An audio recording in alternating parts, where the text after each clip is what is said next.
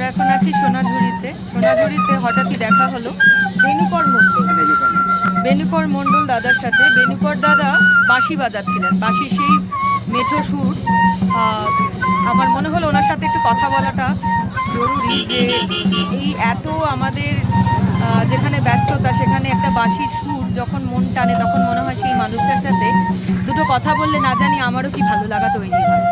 আমরা একটু শুনে নেব বেনুকর দাদার কাছ থেকে বাঁশির আওয়াজ।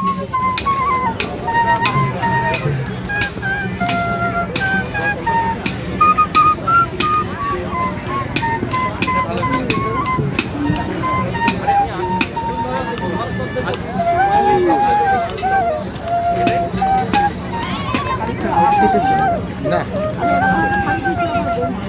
এই তিনটে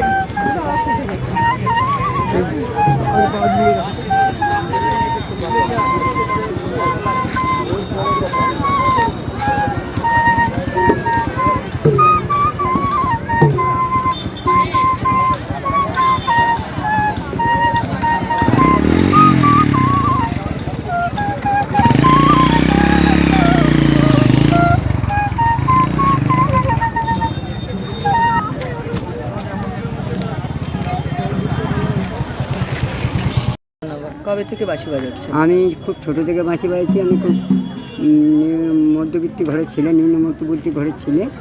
বাঁশি কিনতে পারিনি, যখন ছাতা। বাঁশি বাজানোর শখ হলো কোথা থেকে? হ্যাঁ, বাঁশি বাজানোর শখ হলো ওই যখন গান বাজনা শুনতাম, বাঁশিটা আমার খুব ভালো লাগতো।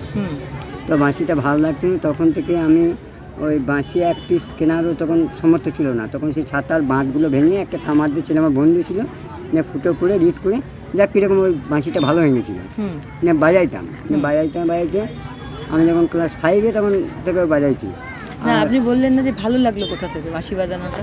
হঠাৎ করে বাড়ি থেকেও বাজাতো? না, বাড়ি থেকে বাজাতো না। তাহলে কীরকম একটা মন টানলো যে আমি বাঁশি বাজাচ্ছি। আচ্ছা, বাঁশি বাজাচ্ছি বললে তখন থেকে মন টানাচ্ছি না। ওইভাবে বাঁশিতে সংগ্রহ করলাম, করার পরে আমি বাজাচ্ছিলাম। আমি ক্লাস 7 না 6-এ বটে একটা মাস্টাররা ওই ছোটো ছোটো ছেলে মিলে একটা অনুষ্ঠান করেছিল। সেই অনুষ্ঠানে আমাদের ওই ছাত্রর মধ্যে একজন তবলা বাজাই ছিল, একজন হারমোনিয়াম বাজান, একজন গায়ক। আর আমাকে সবাই বললো যে স্যার এই ভালো বাঁশি বাজাইতে পারে, ছেলেদের মন তো। আমরা হ্যাঁ স্যার পারি। সে বাঁশি বাজিয়েছিলাম, ওঠো ওঠো সূর্যায় গান, ওই গানটা আমি গেয়েছিলাম। আচ্ছা।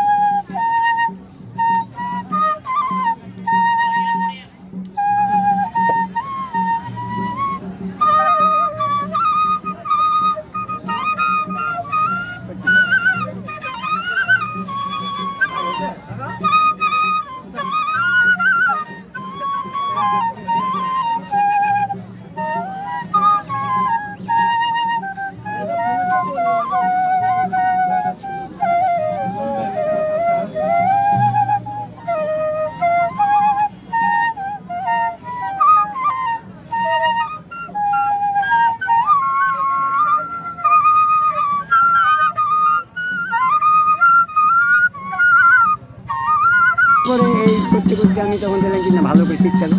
তখন কিছু বাঁশি ওই মেলা টেলাতে কিনতাম, কিন্তু মেলার বাঁশি একদিন বাজাইতে দেখি না ও বাজাইছি, কষ্ট করে বাজাইছি। তখন আমার বয়স কম ছিল। তারপর একদিন হঠাৎ একটা আমার বাঁশির জগতে যে গুরুর নাম কি? গুরুর নাম বিধানচন্দ্র রায়। আচ্ছা, কোথায় মারা গেছেন? কোথায় বাড়ি? মারা গেছেন সাঁইথিয়া। উনি বাঁশি বিক্রি করতেন। বাঁশি বিক্রি করার পর আমি একটা না বলে আমার মন তো বাঁশিটা একটা হাত দিয়ে দিয়েছি। উনি আমাকে বললো যে তুমি বাঁশিটা হাত দিলে। আমার দেখি কেন বাজায়, তুমি বাজাতে পারো? আমার দেখি। আমি একটা ধরলাম, ধরে কীরকম আমার ফুটো দিলাম দিয়ে আমার হাতে চক্কর দিন, একটু ফু দিন দেখি। দেন আমি কথাটা বলি। আচ্ছা। ফুটো দিলাম দিয়ে আমার হাতে চক্কর ধরলো, বাজাইতে হবে থামো। ও একটা নিজের স্কেল বাই করে দিল, নিজের পছন্দ মতো স্কেল বাই করে দেবে, এটা বাজাও না বাজাইলাম। এবার তুমি কার কাছে শিখতে বললাম, আমি কার কাছে শিখি নাই, বাড়িতে। তুমি আমার বাড়ি যাবে, খাওয়া দাওয়া ফ্রি, যখন যাবে তখন তোমাকে আমি শিখিয়ে দেবো। এই আমার গুরুর সঙ্গে সাক্ষাৎ। তা গুরুর সঙ্গে 2 বছর ছিলাম। আমাকে বলি যে অতি ফিঙ্গার ভালো ছিল, যে তোমার অতি সুন্দর ফিঙ্গার। তো এই ফিঙ্গারে আমি অনেক ছাত্র তুলেছি, তুমি আমার কাছে যাবে। তোমার কোনো পয়সা লাগবে না।